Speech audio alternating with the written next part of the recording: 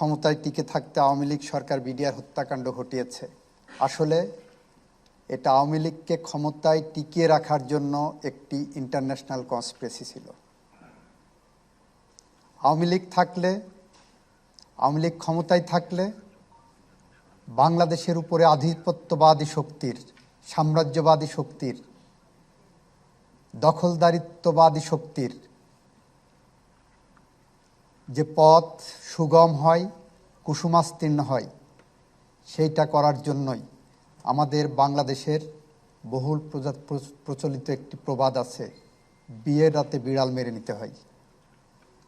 জানুয়ারিতে ক্ষমতা নিলেন, ফেব্রুয়ারিতে এত বড় একটি হত্যাকাণ্ড দিয়ে ঝিকে মেরে বউকে শেখানোর মতো করে সমস্ত সেক্টরকে আপনি একটা আতঙ্ক ছড়িয়ে দিলেন।